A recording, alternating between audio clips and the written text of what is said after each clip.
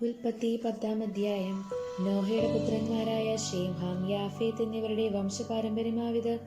ജലപ്രളയത്തിന്റെ ശേഷം അവർക്ക് പുത്രന്മാർ ജനിച്ചു.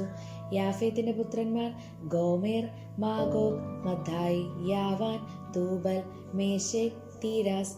ഗോമേറിന്റെ പുത്രന്മാർ അസ്കേനാസ്, രീഫത്ത്, തോഗർമ. യാവാന്റെ പുത്രന്മാർ ഏലീശ, തർഷീഷ്, കീത്തീം, ദോദാനീം. ഇവരാൽ ജാതികളുടെ ദ്വീപുകളെ അതത് ദേശത്തിലെ ഭാഷാഭാഷയായും ജാതിയായും കുലമായും പിരിഞ്ഞു. ഹാമിന്റെ പുത്രന്മാർ കൂഷ്, മിസ്രൈം, പൂത്ത്, കനാൻ. കൂഷിന്റെ പുത്രന്മാർ സേബ, ഹവീല, സെപ്ത, രാമ, സെപ്തേക്ക. രാമയുടെ പുത്രന്മാർ ഷേബയും ദേദാനും. കൂഷ് നിമ്രോനെ ജനിപ്പിച്ചു. അവൻ ഭൂമിയിൽ ആദിവീരനായിരുന്നു. അവൻ യഹോവയുടെ മുമ്പാകെ നായാട്ടുവീരനായിരുന്നു. അതുകൊണ്ട് യഹോവയുടെ മുമ്പാകെ നിമ്രോദിനെ പോലെ നായാട്ടുവീരനെന്ന് പഴഞ്ചൊല്ലിയായി.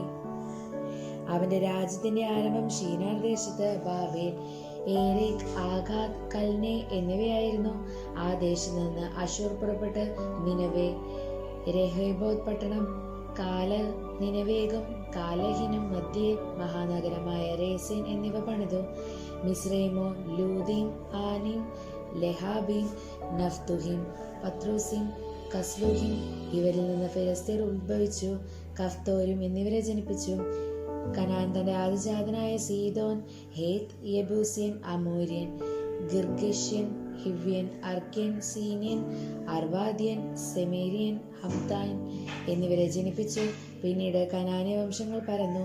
കനാന്യരുടെ അതിർ സീദോൻ തുടങ്ങി ഗെരാർ വഴിയായി ഗസ വരെയും സോദേമും ഗോമേറായും അദ്മയും സേബോമിയും വഴിയായി ലാഷ് വരെയുമായിരുന്നു. ഇവർ അതത് ദേശത്തിൽ ജാതിയായും കുലമായും ഭാഷാഭാഷയായി ഹാമിന്റെ പുത്രന്മാർ. എബേരിന്റെ പുത്രന്മാരൊക്കെയും പിതാവും യാഫേത്തിന്റെ ജ്യേഷ്ഠനുമായ ഷേമിനും പുത്രന്മാർ ജനിച്ചു. ഷേമിന്റെ പുത്രന്മാർ ഏലാം, അശൂർ, അർപ്ഷാദ്, ലൂദ്, ആരാം.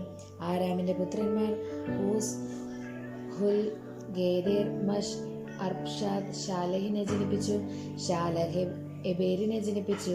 എബേരിന് 2 പുത്രന്മാർ ജനിച്ചു. ഒരുത്തന് പെലേഗ് എന്നു പേർ. അവന്റെ കാലത്തായിരുന്നു ഭൂവാസികൾ പിരിഞ്ഞുപോയത്. അവന്റെ സഹോദരന് യൊക്താൻ എന്നു പേർ.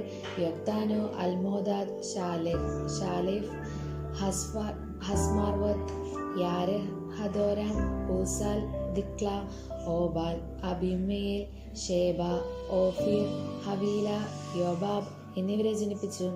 ഇവർ എല്ലാവരും യോക്താന്റെ പുത്രന്മാരായിരുന്നു. അവരുടെ വാസസ്ഥലം മേശ തുടങ്ങി കിഴക്കൻ മലയായ സെഫാർ വരെയായിരുന്നു.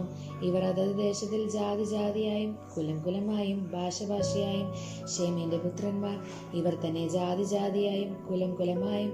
നോഹയുടെ പുത്രന്മാരുടെ വംശങ്ങൾ. അവരിൽ നിന്നാകുന്നു ജലപ്രളയത്തിന്റെ ശേഷം ഭൂമിയിൽ ജാതികൾ പിരിഞ്ഞുപോയത്. ദൈവമേ, സ്മരിക്കുയോഗ്യമാകുന്നു. ബാറയ്ക്കുമോ.